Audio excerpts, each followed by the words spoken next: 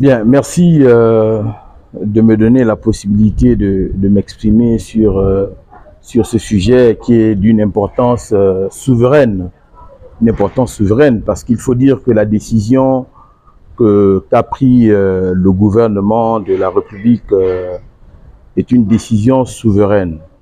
Cette décision vient nous sortir d'une dépendance coloniale, parce que l'exportation de notre minerai de manganèse, pour prendre un référentiel chez Comilog, qui, de par sa production, fait de nous le deuxième exportateur mondial de minerai de manganèse, il faut dire que cette exploitation date de 62.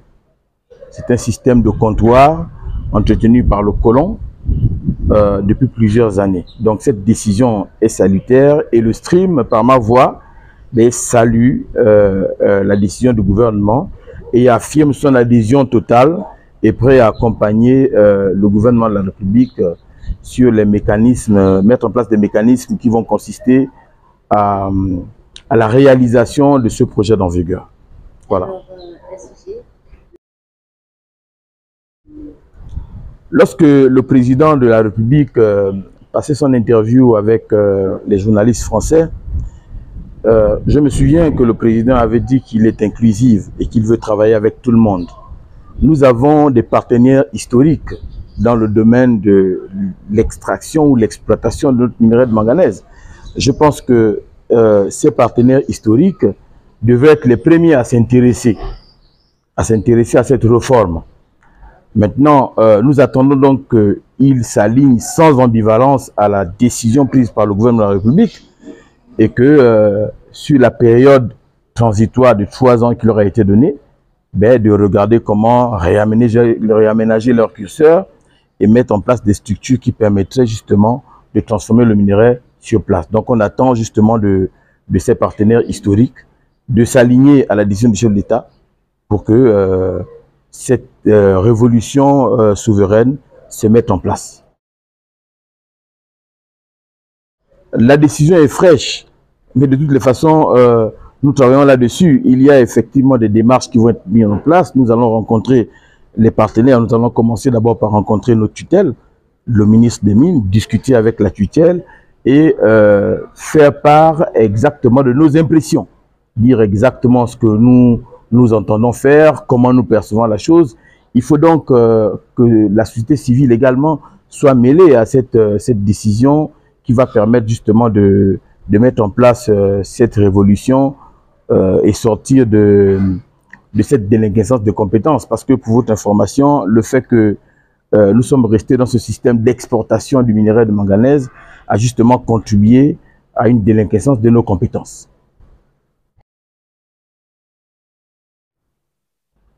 À mon avis, non. Des répercussions politiques, à mon avis, non. Les Gabonais et Gabonaises devraient accompagner le gouvernement gabonais sur cette décision. Et les partenaires historiques devaient comprendre que le Gabon est un pays souverain.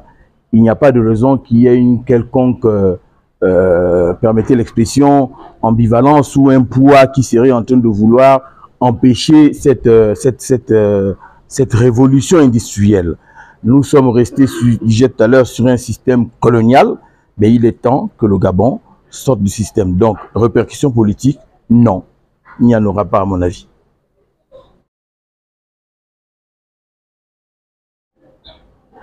Le mot à l'endroit des populations, d'abord à l'endroit des travailleurs, c'est de se concentrer. Il faut que les travailleurs se concentrent sur ce changement historique. Le Gabon va pour la première fois mettre en place un système de transformation locale.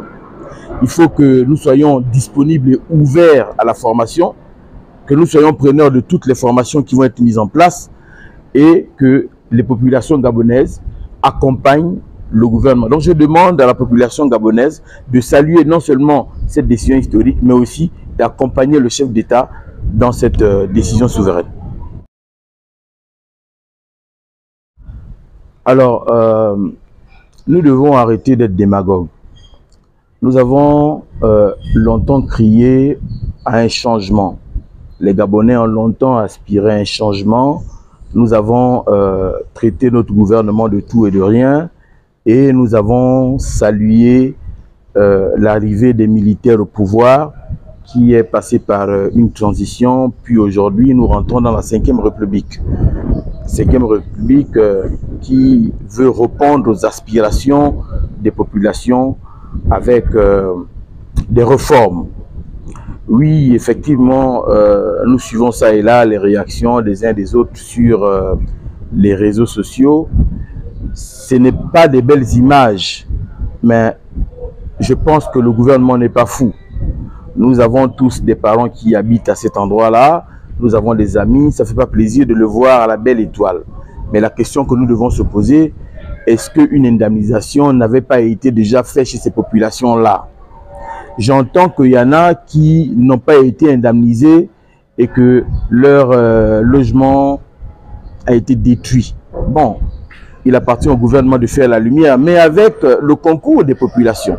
Il faut d'abord que les populations impactées commencent par avoir un minimum de franchise, de se dire, bon, nous avons été réellement indemnisés, il faut que nous soyons francs de le reconnaître, et puis s'organiser, de faire une bonne liste des gens qui ne l'ont réellement pas été et remonter vers le gouvernement afin que la solution soit réglée. Mais on ne peut pas vouloir une chose de son contraire. Nous voulons un changement. Nous l'avons tout le temps demandé. Nous avons crié sur les autorités pour dire qu'ils ne foutaient rien, le pays n'avançait pas. Il y a des projets qui sont là. On voit des bâtiments sortir de terre, on voit les routes s'ouvrir. Je pense qu'on doit faire confiance au gouvernement. Et je demande au gouvernement de se rapprocher aussi de ces populations par un comité qui pourrait essayer d'établir la responsabilité. Qui a fait quoi, qui n'a pas fait quoi. Et que s'il y a de l'argent qui a été dégagé pour ces populations-là et que ça n'a pas pris la bonne direction, mais qu'on arrête avec le coquin et copain, pour reprendre l'expression du président, que ces gens-là répondent de leurs actes et puis se retrouvent au gros bouquet. Ce que je vais dire va peut-être susciter des réactions. Les gens vont peut-être tirer sur moi à boulet rouge. Mais n'oublions pas nos habitudes. Nous avons au Gabon, dans notre pays, des gens qui construisent ça et là. Et le cadastre l'urbanisme vient mettre la mention sur le soubassement. Arrêt des travaux. Mais nous continuons à construire. Le gouvernement réagit dans le temps. On est en soubassement seulement. Il y a des bâtisses comme ça. On vient, on met un marquage en rouge en disant arrêt des travaux. Le monsieur va continuer jusqu'au chaînage. Il va mettre la toiture, il va s'installer. Et quand le gouvernement trouve favorable le moyen de réaliser ce projet, cette parcelle, on crie au scandale, on dit qu'on n'a pas été prévenu. Je répète qu'il y a des pères et des mères de famille. Moi-même, j'ai des amis qui habitent là-bas. Ce n'est pas une belle image, ce n'est pas bien, mais il faut établir les responsabilités. Pourquoi quelqu'un qui a été dédommagé, une parcelle lui a été attribuée, il a reçu de l'argent, va-t-il se plaindre? Un peu de bonne foi.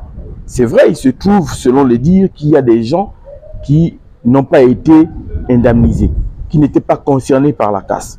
Ça a été fait. Le gouvernement doit prendre ses responsabilités et regarder comment accompagner ces personnes-là. L'acte est posé, ce n'est pas bien, mais qu'est-ce qu'on fait? Il faut qu'on s'asseye, il faut qu'on se parle. Nous devons apprendre à répondre de nos responsabilités. Il y a des gens qui ont géré ce projet, ils sont vivants. Je ne vais pas les citer ici. Le président est mieux placé avec son gouvernement pour connaître ces gens-là. Il faut qu'ils prennent des décisions et des mesures qui sied.